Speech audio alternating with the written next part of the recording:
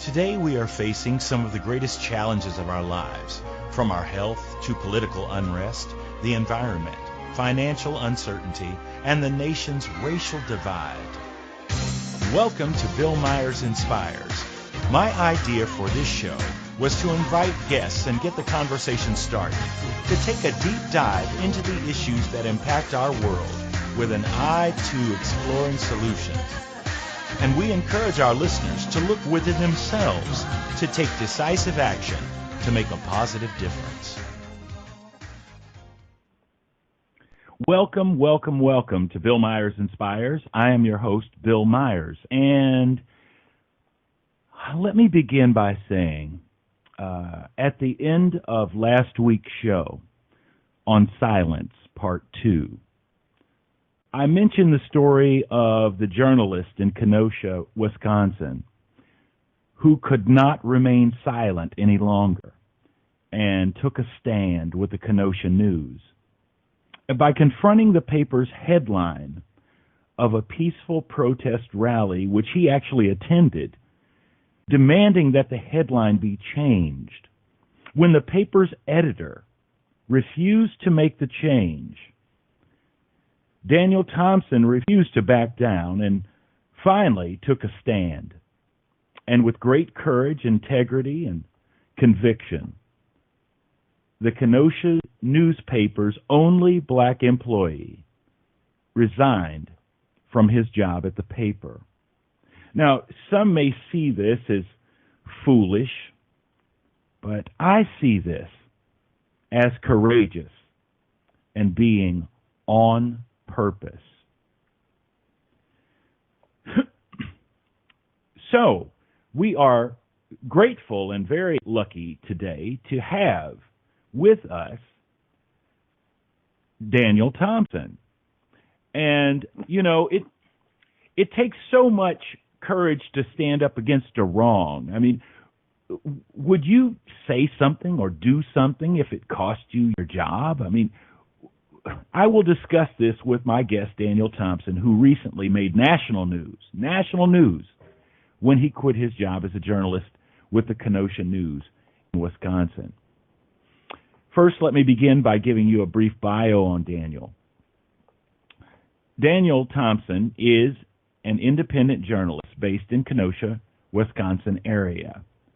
He started in journalism at the Western Nebraska Observer in 2012, and most notably ended his career in print journalism in August 2020 at the Kenosha News. In his 8-year career, Thompson has served as a reporter, editor, publisher, and multimedia manager, as well as winning writing and photography awards from the Nebraska Press Association, the Hoosier State Press Association, the Wisconsin Newspaper Association, and the Associated Press. He is currently well known for being unemployed. Please help me welcome my guest today, Mr. Daniel Thompson. Welcome, Daniel. Yes, thank you. Thank you for having me. One point off the bat. I just want to clarify. I wasn't the only black employee. I was the only black full-time employee in the newsroom at Kenosha News. Okay. Well, thank you for the correction. I do not want to get it wrong. So I would like to start here, Daniel, with something that kind of appears as a sidebar when I was looking at several articles all over the country that were written about this incident. And it always is sort of a little sidebar note, the mention that you are biracial, and that happens to be something that we have in common. And so rather than that being a sidebar, I would prefer to start the conversation looking at that, because I truly believe that it is our early developmental experiences and our circumstances and early life that shapes in many ways our worldview. So I want to start with that because I think then we can back into the actual incident and may gain a better understanding. So that's what I am going to endeavor to do at this time. So you are biracial, and first of all, where did you grow up? Where are you originally from? I was born and raised, at least for my first 16 years, in Racine, Wisconsin. Okay. So now talk to me about your experience growing up. I mean, your mom and dad. Do you have any siblings? Yes. I have three brothers, all older than me. Okay. My mother is white. My father is black. But my heritage, I guess, is a bit more complicated than that. It's African American, German, British, Native American, I think some Irish in there. In fact, on my mother's side, my German heritage goes back to being Hessians that fought in the Revolutionary War, but loved the landscape of America so much that they moved to the Ohio area, and that's where my white ancestry starts, and my father, on his side, the black ancestry starts in, I believe, Chickasaw County, Mississippi. Who knows when? You can only go back so far, on the black side, before even names and ages start getting obscure. Right. Well, after the show, I will share some information with you. One of my previous guests, Sharon Leslie Morgan, is one of the leading black genealogical and ancestry. She has her site is ourblackancestry.com. And Sharon is pretty wonderful, and that is her major contribution work is, and she was a guest on here about a month ago. And so I will share some information with you and be happy to connect the dots with you and Sharon. She might be able to give you some insight because you're right. Once you go back so far, you do kind of hit a brick wall because people weren't people. They were property. And exactly. And birth records and all that become very suspect. Yeah. Yeah, exactly. No, that'd be wonderful because it is. I was maybe a year ago actively trying to pursue finding more of my genealogy or more of my ancestors on my father's side, but after hitting that roadblock, I basically gave up. But no, and that kind of, that paints a picture of so I couldn't tell you the first time that I realized that I was biracial in my life. There wasn't a moment like a movie moment where somebody called me the N-word and suddenly it clicked. I looked at my hands and I'm like, oh my God, I'm darker than everybody. No, it wasn't like that. At some point, I discovered race and I realized that my father was black and my mother was white. And then I asked them and they explained to me that I am, in fact, mixed race, is what they said at the time. Mm-hmm. But it didn't play, it probably played more of a role than I was able to perceive when I was younger. Because it's very hard for a child to look through the lens of race, even when you look at children who play together. For example, at the rally that I was at Saturday, I saw children of all colors playing together with no problem. And I took a photo of some of them saying hate is learned. Children just don't.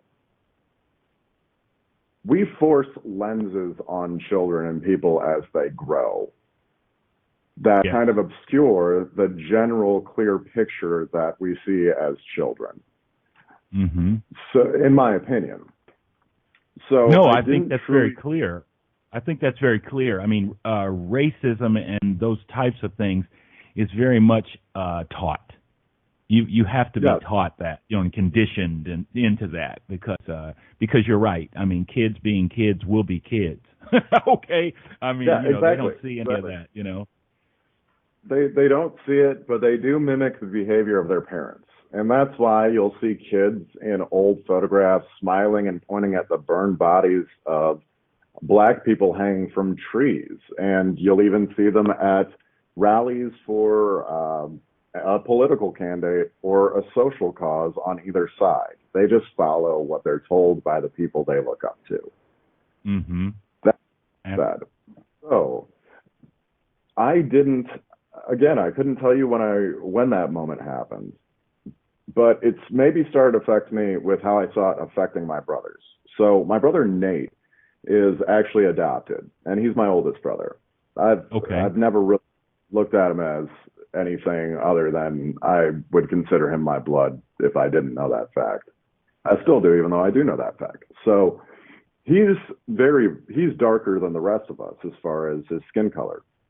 Mm-hmm. And it kind of fades as you get younger. It's almost like the blackness, just like there wasn't enough to spread. But so Matt's a little bit lighter. So we all deal with even being biracial, or the three of us, Matt, Tom, and me, deal with it being biracial, and then Nate deals with being, black, completely, without that wiggle room of even the idea of way back when passing, which was exclusive to biracial people, that opportunity, sacrifice that you could take or make.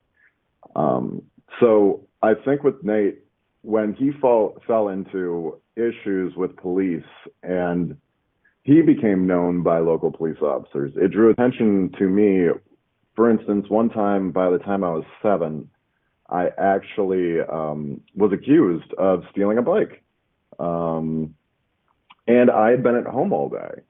But this officer was adamant that, he had witnesses that said it was me, and that even though my parents weren't home, the whole time he's talking about it to me, he said that he was going to take me to jail, that he didn't care that my parents weren't home. I could call them from jail, and trying all these tactics. And my brother Nate is sitting there, and he's not listening to Nate either. And then finally it gets to the point that he brings in the witnesses, and the witnesses take one look at me and tell the officer, no, he didn't look like him at all. And he had just tried to bring me, a child, to jail without any of my parents present, while both me and my brother were below the age of probably 14, 15. Wow. So things started becoming apparent, but I didn't know what to call it. Because still at this time in my life, you're under the impression of cops being the heroes, and, crooks being clearly the bad guys. But then you start to look at what images are being presented of those two sides. Every police officer I'd ever seen in my life as a child, in cartoons and anything, had been a white man, while criminals were the ones that were people of color. Yeah, that's a very astute observation there, Daniel. I will I concur with that. There was always the policeman, the hero sort of thing, and it was largely white characters, portraying this, so. Yeah, it's interesting how we even frame good and bad, or these roles in different leadership positions in the community, even as, say, people like me were growing up. Mm-hmm.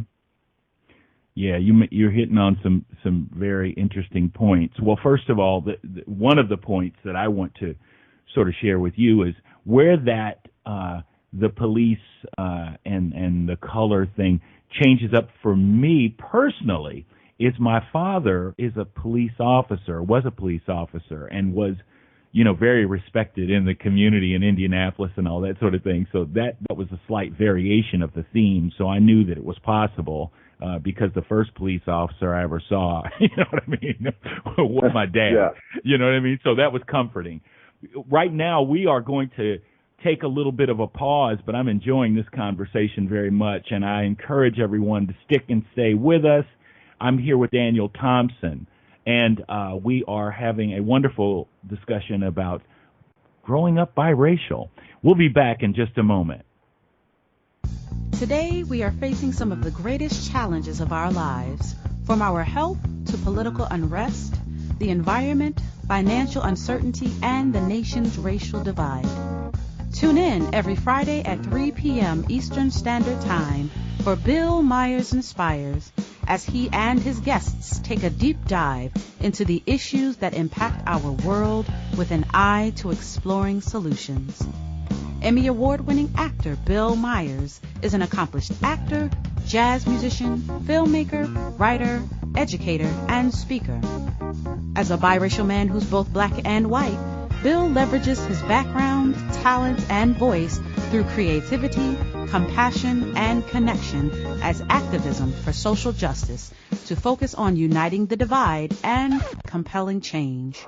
Bill Myers Inspires encourages listeners to look within themselves and take decisive action to make a positive difference.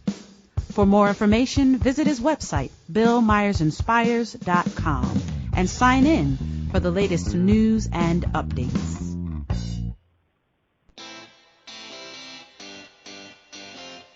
Are you a subject matter expert?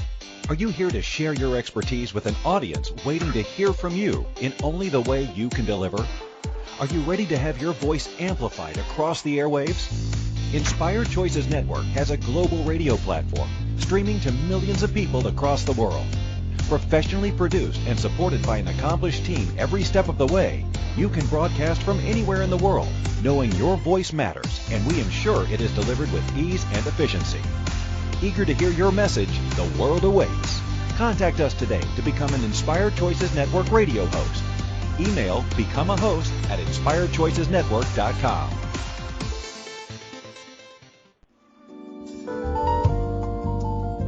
You're listening to Bill Myers Inspires here on the Inspired Choices Network. We're here every Friday at 3 p.m. Eastern Standard Time.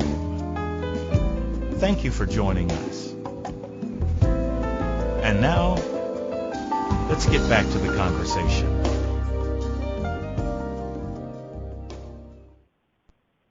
We're back. You're listening to Bill Myers Inspires. I'm your host, Bill Myers, and my guest today is Daniel Thompson from Kenosha, Wisconsin. Now, Daniel, before we went to the break, I was sharing with you about my dad being the first police officer. However, having said that, I have lived long enough to know that my dad is very different, and I too feel very much at risk and have had several encounters with police officers. Sort of the driving while black, all these kinds of things, just the stuff like you described that comes out of nowhere. And you're like, wait a minute, why am I being targeted? What is this? I've never jaywalked, you know what I'm saying? I mean, growing up with a police, as your dad, that can either go one of two ways. Either you become the rebel and, you're drinking every, you know what I mean? You're drinking and very risky behavior, sort of pastor's kid, similar thing. Either you're the rebel or you're in sync. You know what I mean? You're in alignment. Well, yeah, so, I grew up a pastor's kid, so I get it. Yeah. So it's interesting because you mentioned that you have an older brother. Now, was your oldest brother? I don't want to mess up the names, but Nate. So. I too, my mom was married previously. She is white, and she is from Arkansas originally, and she was married before, and so I have two siblings also who are white, and from that marriage, and again, I'm with you. I never bought into, nor can I really articulate the idea of half brother, halves.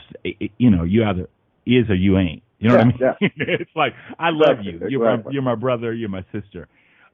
So that's the way that goes. And that's had a few very interesting experiences also because their upbringing was not the same as mine. They come from a different sort of space also. But I love them nonetheless. So when did you? So we were talking about biracial and the identity. I always felt personally that the time spent at home, early childhood, probably before school and that sort of thing, I always felt safe. Mom, dad, family. It was always when we left the house that the world was waiting to confront. When we left the house, it didn't matter whether I was going to the store. I grew up sort of little sandy brown, sort of blonde Shirley Temple curl thing, hair. And so here I am walking, hand in hand with either my mother, who's clearly Caucasian, which would draw the stares and the disdain in the looks. It was pure hatred. Yeah. I mean, they look up, they look down, they look up. Something's wrong here, and I don't like any part of this. That was the look. But it also occurred with my dad, because my dad is a black man, and I'm walking around, again, sandy, blonde, curly locks. It's something. Yeah. So it really was, and I don't know at what age, or how old you are, but I'm 54, so my early childhood was really late 60s, early 70s stuff. So we were still very close to the hotbed of civil rights and all that, and things were not okay. It was still very tentative, and we still had places around where it was illegal to be married still, in interracial couples. Things like that were still going on. And I'm from Indianapolis, and it has a history, a sort of a race history that's connected to Klan, the KKK, and all kinds of stuff. But I am curious. So when did you become interested in becoming a journalist? Well, so journalism was always somewhat part of my life. I mean, I grew up, when I was a kid, I used to watch really old Superman cartoons, like the old 1940s, I don't know if it's it'd be Silver Age, I think, comics and stuff like that, of Superman. And of course, Clark Kent was the alter ego, and he was a journalist, even though Clark Kent would be fired on his first day because he just never does any work. If he was working at any actual newspaper, seriously, mid-conversation, he just bails. It's weird. But so it was kind of first exposure. So I used to walk around pretending to be a journalist, wearing glasses and stuff. So that was the cutesy kid part of it. Later on in high school, I joined, my high school newspaper when I went to Tremper, but also at Christian Life School in Kenosha. And I wouldn't call what I did particularly journalism, but it felt good to see my byline. And then in college, when I went to Madison for my last 2 years, I interned at Beloit Daily News under editor-in-chief Bill Barth, and I think it's Debbie Hart, I think was her name, the features editor particularly, that I wrote 2 stories for. So I was actually an English major, so I didn't intend on actually going into journalism at first. But that internship, and again, seeing my byline, and it feeling great to be able to tell stories or be able to write in that capacity, I realized that it's what I want to do, at least for part of my life. So I leveraged this kind of internship to get a job at the Western Nebraska Observer in Kimball, Nebraska. And it's funny because my time there intersects with kind of a point, or what you were talking about with, having a father who was a police officer or law enforcement. So at this point in my life, when I moved to Kimball to take on my first reporting gig or full-time reporting gig, my experiences with police had largely been negative through exposure through my brother Nate and everything else. So when I got there, and I'd never harbored any, ill will towards police, I was just very suspicious, or taught to be, by my brother especially. So when I got there, I actually, in my time there, one of my closest contacts and the person that I would visit off the record all the time, either to just talk or to get his opinion on something, became Kimball County Sheriff Harry Gilway at the time. In fact, my best relationships were with either him or the second police chief while I was there, which was Darren Huff, who later would go on to have his own controversy that made him leave Kimball, like his predecessor, Chief Smith. But that's, I realized quickly because, you know, as a journalist, especially kind of mostly general assignment, you work crime beats. So you work closely with law enforcement. And I found that both in Kimball and in White County, Indiana, where I worked my second newspaper under a different company before coming back to Kenosha, that the sheriffs were the ones that I actually got along with, and we developed a rapport and a working relationship to where I knew what they would let me do, and I knew that as long as I let them be in control of what they were supposed to be in control of and then trample on their job, they would also help me do mine within the framework of that. So a lot of my relationships were close with lots of law enforcement where I've worked. And the truth is I've only met or experienced firsthand maybe 2 or 3 bad police officers. So yeah, you know, my time in those Kimball 2 or kind 3 though that. Go ahead. Oh, my time in Kimball kind of opened my eyes, or kind of was the gateway to seeing that or experiencing firsthand the other side of law enforcement. You know, the good officers that are actually out there, of which there are many.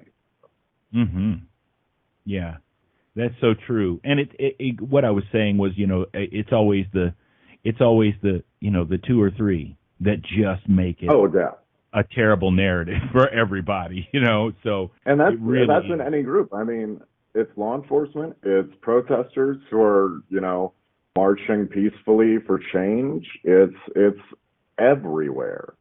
You know, it's anybody who's opposed to these ideas wants to point at the 2 or 3 that are obvious examples of all the evils they already think exist within the overall group. I've termed it this so many times throughout my life, and I think it's the best way that I have thought of it.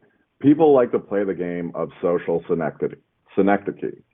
So social synecdoche to me, synecdoche being, you know, using part to represent a whole in literary devices, is that socially we like to take the outliers of a group when we don't agree with that group, and we try to magnify that to represent the whole group to anybody who will listen to us, because we want them to oppose it too, regardless of what it's actually going for or whether or not it's good or bad for us as human beings as a whole.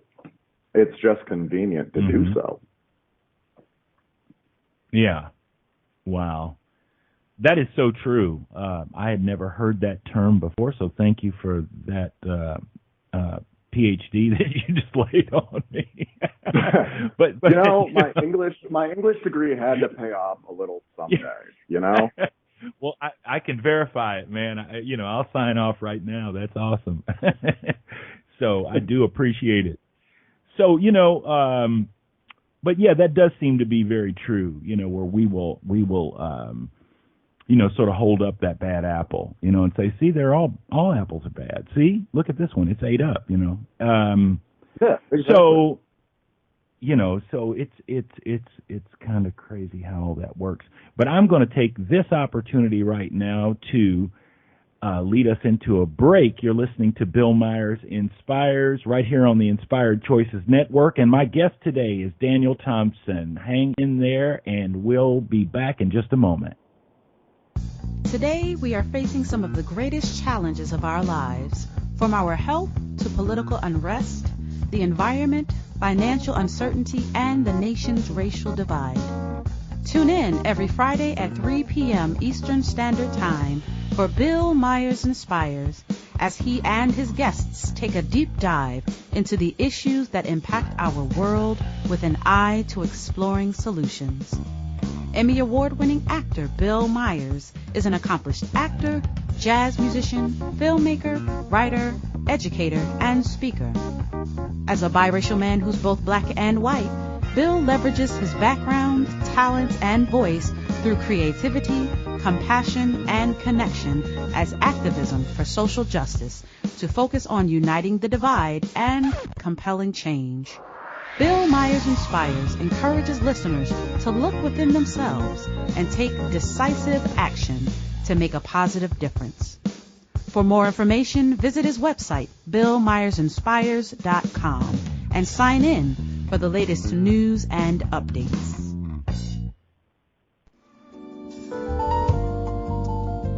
You're listening to Bill Myers Inspires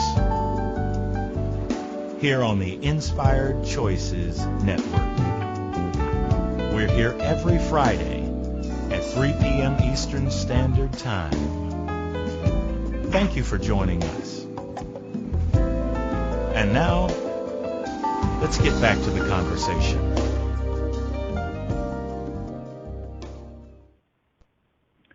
We are back. You're listening to Bill Myers Inspires. I'm your host, Bill Myers, and my guest today is Daniel Thompson from Kenosha, Wisconsin.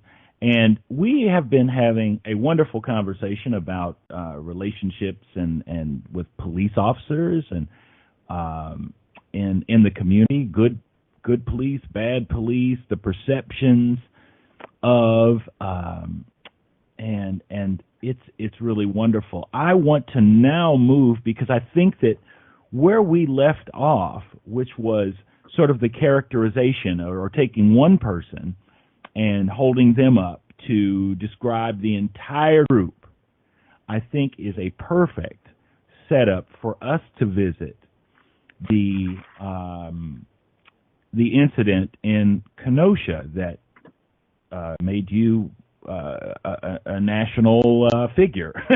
So I want to say to everyone, when this story broke, my uncle sent me an article. I think it was MSN.com. It was a news piece from them, and I read that, and I immediately sought out Daniel. So he probably is aware that I was blowing up Facebook, blowing up everywhere I could. Hey, come here! I want to talk to you. So I am grateful that he responded, because I thought it was important, and it was something that touched me on several fronts. Not only the idea of taking a stand, but I was doing a two-part piece on silence, and there was something that struck me about breaking the silence that his story connected to me in that way, and then also that he was biracial, and that was something that I very much wanted to visit as a conversation, because I think that being biracial, there is a perspective that may be, that is unique, that is definitely unique, and I wanted to explore that with someone else and tap into their experience of that. So right now, I would like, if you could, just sort of give us a synopsis. I understand it was your day off, and there was a rally. Yes. Can you go ahead and share that story with us? Yes. So what happened was I had been off all of that week because I had 5 weeks of vacation left, and if I don't use them, I lose them. So I had chosen that week. And I had been covering the Kenosha protests since the death of George Floyd. The first night that cars came down into Kenosha from 75th Street and kind of drove around all the city, and, people were kind of tense and afraid that night because they had no idea what was going on. But that night was the start, and I was there in the middle of it because I sought it out. I heard it was happening and found them, and I went live as Kenosha News and all that. But then over time, I kept covering protests, learning more about how to cover protests and what it actually looks like and who's actually there. and by way of saying, all the number of groups that are actually there, not just the two that you expect, like counter protester and protester. It's way more complex than that.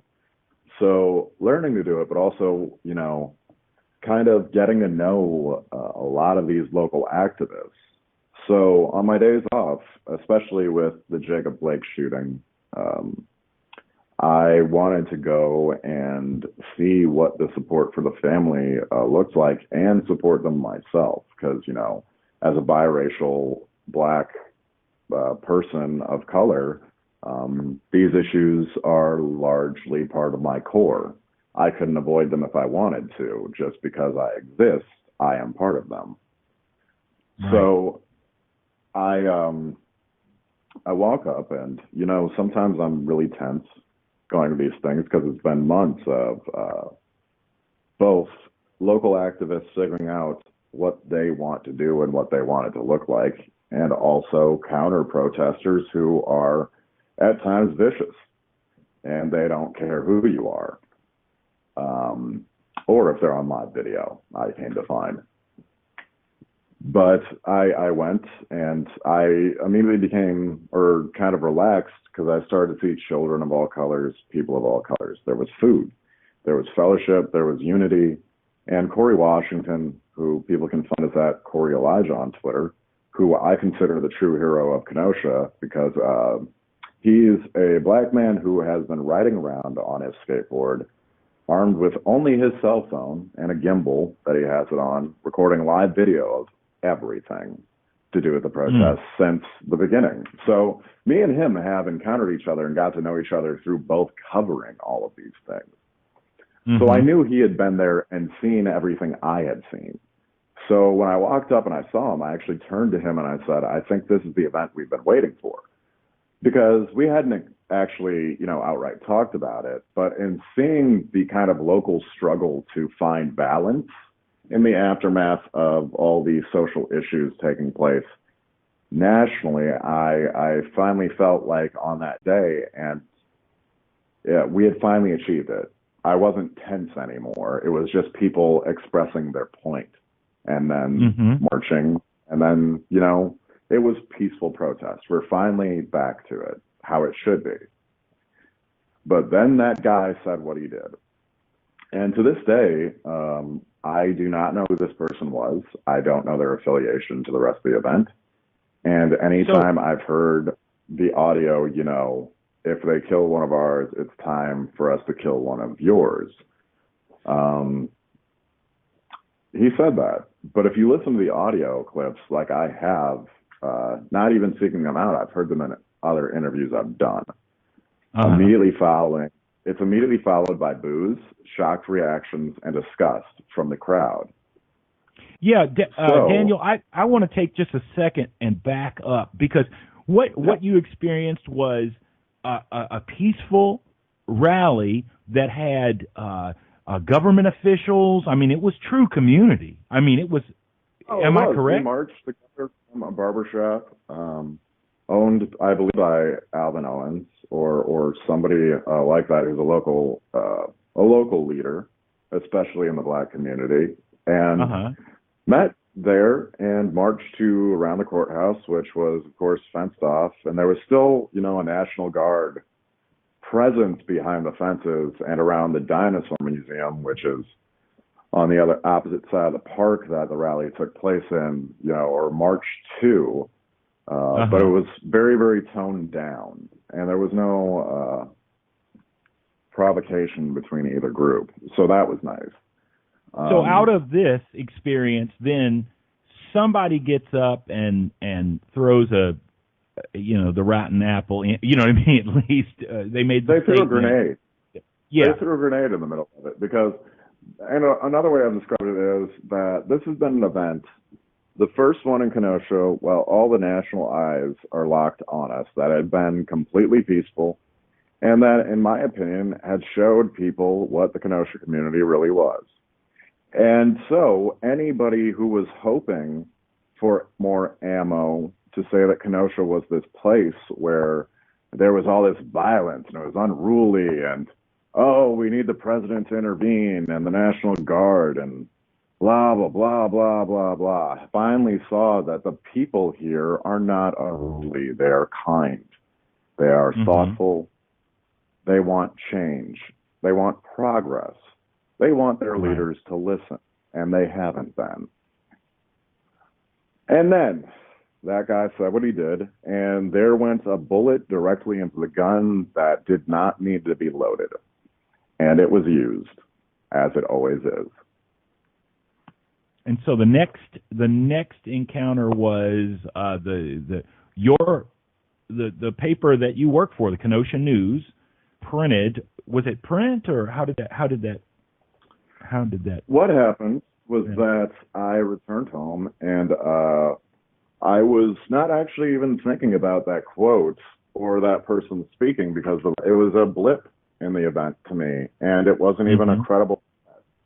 It was one person who said something, and everyone else, the vast majority, were disgusted by it.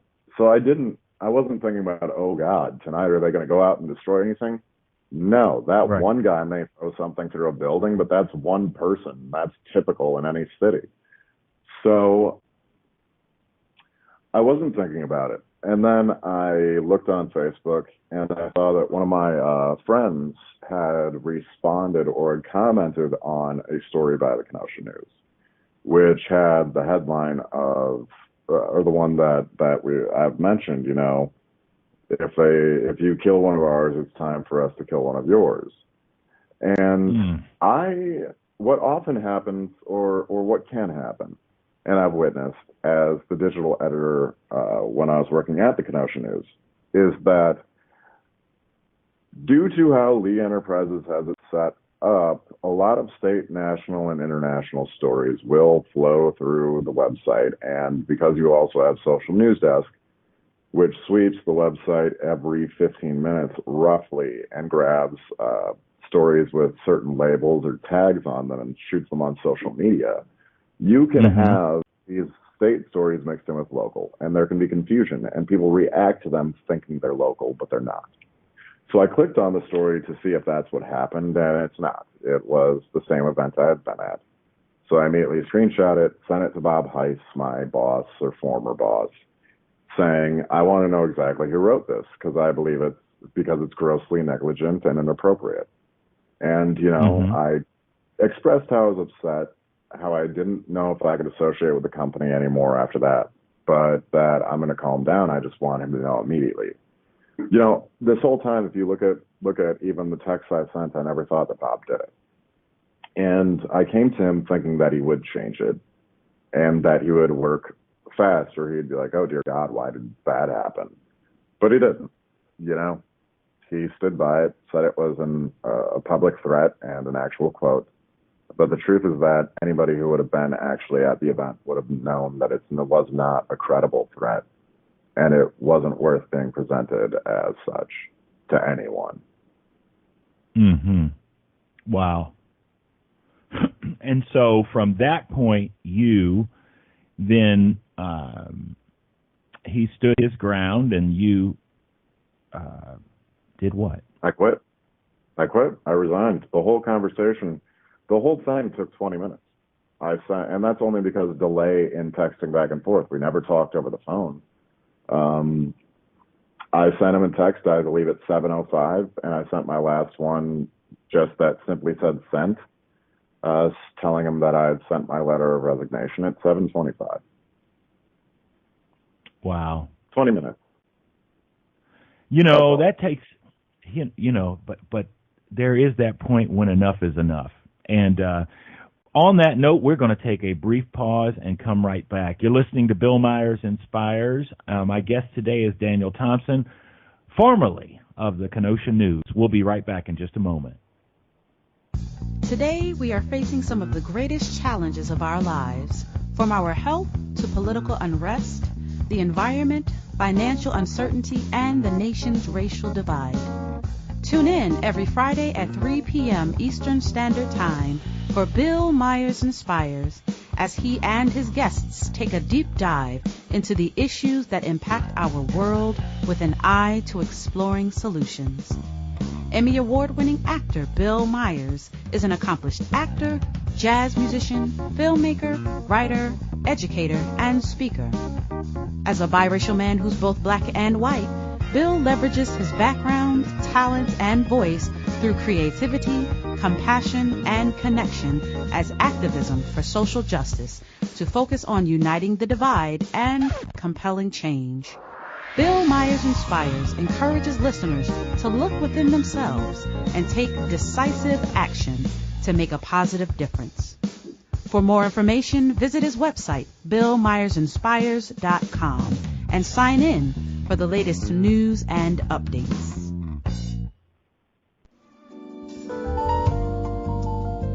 You're listening to Bill Myers Inspires here on the Inspired Choices Network. We're here every Friday at 3 p.m. Eastern Standard Time. Thank you for joining us. And now, let's get back to the conversation. We're back. You're listening to Bill Myers Inspires. My guest today, Daniel Thompson. And Daniel, I just want to make a statement before we venture on, and it is, in the midst of, you had pointed out the George Floyd incident and the various protests that began there in Kenosha following that, but in the midst of all of this, I must point out that the incident with Jacob Blake himself being shot in the back 7 times for the world to see. That has happened since George Floyd. So because you are there, it might be closer to you in your field of vision, but somebody who is afar looking at, the only thing I've ever heard about Kenosha is relative to a black man getting shot 7 times in the back. So I just want to reflect the gravity of that situation. And again, because you are there, your field of vision and exposure to that, or the weight of that, might not seem quite the same. But as somebody observing it who represents all the other people in the country, you know what I mean, from afar, who's not in Kenosha, is going, wow, and the truth is that horrible. Largely what I did was because of Jacob Blake and his family. Because they deserved to have had, Jacob Blake's father at the event, a man who has every right to call for riots, to call for destruction until there is justice, asked everyone in the nation, rioters, to stop destroying their cities, their communities, for a night of peace. He asked for peace. That should have been the message that was highlighted. And it's hard to watch somebody do the right thing and call for something that it would be completely understandable for them not to want or not to even call for. He didn't have to say anything. He could have avoided a call or for or against rioting altogether, but he chose to call for peace. That was a strong and powerful statement to make as the father of somebody who has watched his child go through this. So when presented with this scenario again of, do I either accept that things are how they are, like everybody does, and just kind of bite my tongue one more time and then silently tear myself down for years after the fact for not standing up? Or do I take inspiration from this father doing what needed to be done, even if internally it went against what in that moment his emotions were telling him to cry out for? I sided with taking the model of Mr. Blake, and I quit my job. That is very powerful, and that is why I reached out to you, because you mentioned the idea of silently witnessing things and not speaking up, and then something occurred, something clicked you became on purpose. You found your voice. You found the courage to say, not this time. And I've read several of the points that, other people, I've seen some of the comments on some of the articles, and, the whole quitting thing, and you're part of the problem because you're in the media, and you probably wrote some of those really nasty, attention-grabbing, sensationalist crap. Oh, yeah, all the lovely usual fan letters that I receive. Yes. Yeah. Of course. Love and peace. It comes with a job. You get handed a box when you walk in the first day. Like, it's fine. Exactly. But I'll tell you what, man, I have great respect for you, and that looms large. The show's called Bill Myers Inspires. I lean toward things that inspire me. You are an inspiration to me because I know that it absolutely takes a gulp and a sigh to take that kind of stand. I don't see that as a weak stand. I see that as a big stand because you're calling somebody to account and you're not giving them a pass. Not this time.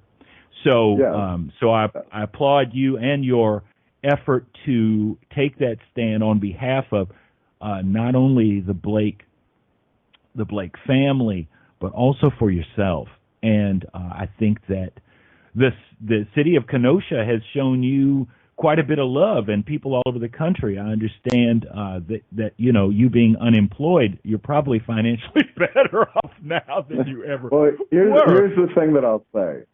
The city of Kenosha showed me the same love that I invested in it with my blood, sweat, and tears in my on and off days as a journalist working in the community. So that's kind of how I look at it. It's the community decided to invest in me because I've invested in it, and I'm going to continue to invest in it. Okay, so that brings me to the next thing. So we've got only about a minute now, so I want to know from you, what is your next move? Because whatever it is, I want to be able to mention it here, and I want to figure out how to support that in any way that I can. Yes. At the moment, I'm working on a partnership with, I won't disclose exactly who yet. I'll be announcing something soon, concrete, but I have a short-term and long-term goal. But I've already set up where I'll be housed. My content will be housed currently or in the short term. And I'll be getting going, writing and everything very soon in October. And I may also write one or two things this week. So that's awesome. Well, so everybody, please keep your eyes and ears peeled for this brilliant young man, Daniel Thompson in Kenosha, Wisconsin. He's doing some amazing things. And, brother, I thank you for joining me in this conversation today. Yes, thank you for having me. Yeah, it has, and I'm sure I will have you back because we only sort of scratch the surface of that biracial story, and it goes a lot deeper than I know. Yeah. It goes a lot deeper. So, but I do want to revisit that, and I don't want this to be your last time here. But I do want to go back and again sort of sew up the lead that I gave at the end of the last show, Silence Part 2, and there is a quote from Dr. King that I used to close that show, a couple of quotes that I used. And I want to revisit one more time, which was, "Our lives begin to end the day we become silent about things that matter." The Reverend Dr. Martin Luther King, Jr. Thank you so much for listening today. Thank you, Daniel, for being with us. We will see you next week. Thank you. Thank you for spending your afternoon right here with us at Bill Myers Inspires. Remember, we're here every Friday at 3 p.m. Eastern Standard Time on the Inspired Choices Network. Remember to take time this week to take a breath and look within yourself and figure out how you can make a positive difference in this world. Spread the word, and we'll see you here next Friday. Have a wonderful week.